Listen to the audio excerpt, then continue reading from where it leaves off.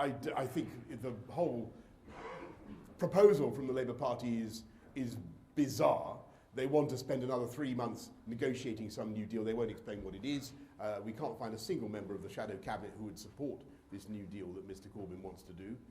I don't understand what he actually intends by this negotiation. He then have 6 months or a year for another referendum campaign on this weird deal that he wants to do. And I think people will be outraged by the whole thing. And I think that to think that it is going to be rigged in some way by getting in millions more voters who would be very likely to vote one way rather than another, I think that would cause a great deal of public disquiet. And I don't think it's the right way forward. And well, that's my list. Let's just do it. Yes, go on. Thank you, Prime Minister. Ben Glaze from the Daily Mirror. Will you do an interview with Andrew Neil before Thursday, or are you too fret? Ben, I'm very happy to do interviews with all manner of people, but my highest privilege of this campaign so far is to be able to answer your question. And I think I've submitted so far I'm the first Prime Minister to have done two one-on-one leadership debates, several hours worth of phone-ins, endless press conferences, and interviews with all sorts of BBC people called Andrew. And I will continue to submit to the interrogation of the media, and if you want to have any further information on that, I direct you to Dr. Lee Kane, who will advise you. Yes. Hi, it's Joe Mays from Bloomberg.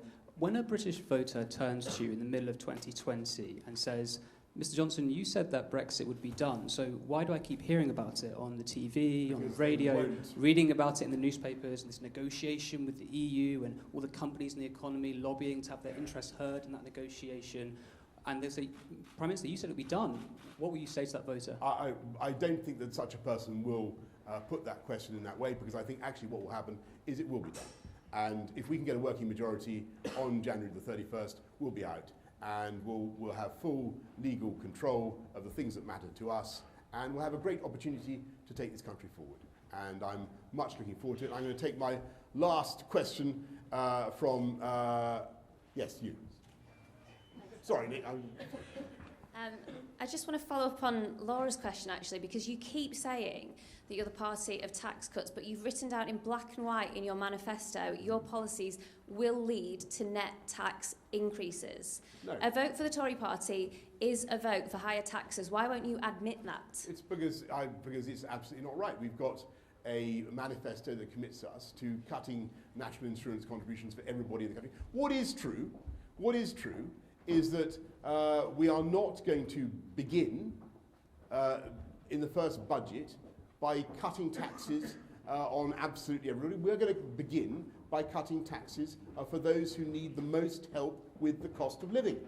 And that's why we're doing things like cutting national insurance first, because everybody benefits from it. And we will go up to cut national insurance by 500, we'll lift the national insurance threshold to £12,500, and help people on low or modest incomes to pay less tax. And I think that is what the people of this country want right now. And I think that's the right way forward. What we will also do, by the way, is increase the living wage by the biggest ever amount, because I also think that it's right for a One Nation Conservative Party to help people with the cost of living.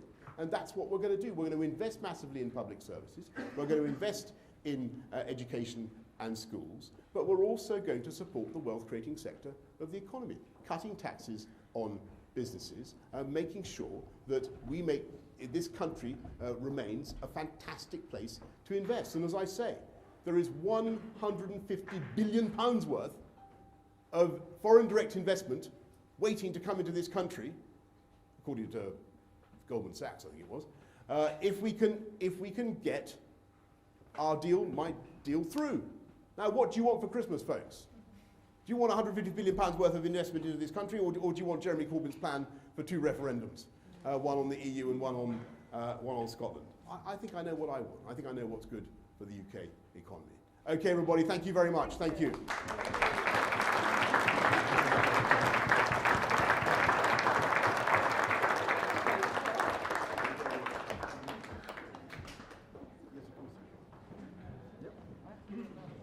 Thank you, everybody.